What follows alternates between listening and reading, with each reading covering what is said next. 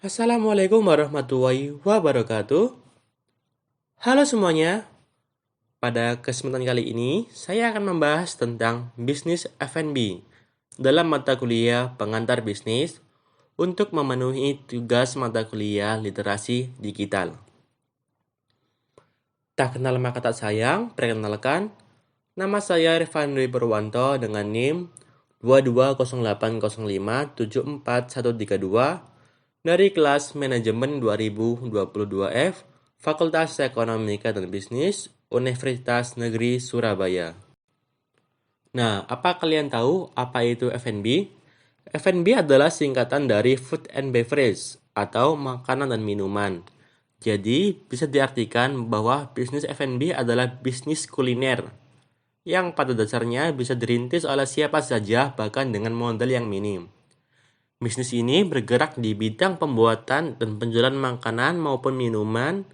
Usaha jenis ini tentu dapat kita temui mulai dari warteg, rumah makan sederhana, kafe, hingga restoran mewah. Nah, kenapa harus F&B? Jadi, F&B itu memiliki keuntungan yang utama, yaitu bisnis makanan dan minuman tidak pernah mati karena makanan dan minuman merupakan kebutuhan primer manusia. Jadi permintaan akan hal tersebut akan selalu ada. Ada juga keuntungan lain dari bisnis F&B. Yang utama adalah modal yang sangat rendah.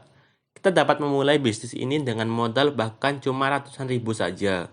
Yang kedua, mudah beradaptasi. Jadi, selera masyarakat itu mengalami inovasi akan makanan dan minuman yang mereka konsumsi. Yang ketiga, kondisi pasar yang stabil. Karena merupakan kebutuhan primer, maka permintaan di pasar akan selalu ada. Yang keempat, bisa produksi dari rumah. Yang kelima, yaitu memiliki fleksibilitas. Baik, selanjutnya kita akan membahas tentang cara membangun bisnis F&B. Perlu kita ketahui bahwa komponen utama bisnis ada 3, yaitu skill, modal, dan jaringan. Skill. Dalam membangun bisnis, seseorang harus mempunyai skill dalam memanajemen atau mengelola bisnis tersebut. Modal.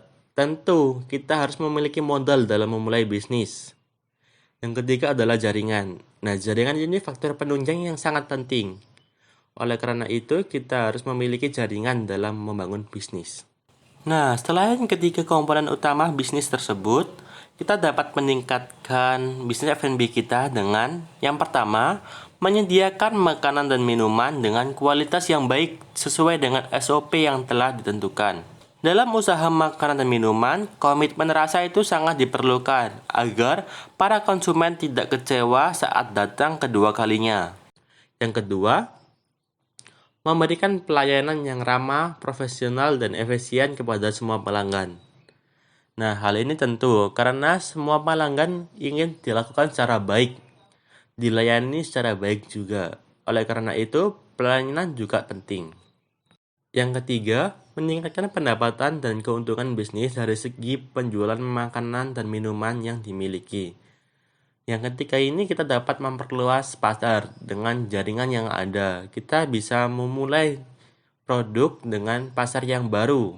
Baik, selanjutnya yang keempat adalah branding. Branding adalah suatu pembeda produk kita dengan produk yang lainnya. Misalnya kita membuat brand pada makanan dan minuman yang kita jual. Kita ambil contoh seperti Starbucks. Nah, Starbucks itu berhasil membuat branding yang kuat. Kalau kita ingat kopi, pasti kita ingatnya Starbucks. Dan Starbucks itu terkesan dengan mewah. Hal tersebut merupakan branding dari sebuah produk. Nah, apabila branding produk kita meningkat, secara tidak langsung, kita meningkatkan tentang personal branding, diri kita sendiri.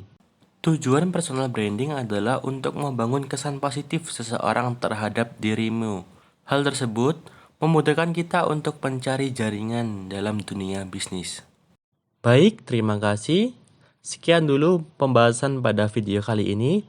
Apabila ada yang ingin Anda tanyakan, bisa melalui dengan chat di kolom komentar. Oke, terima kasih. Apabila ada kesalahan kata, saya mohon maaf. Wassalamualaikum warahmatullahi wabarakatuh.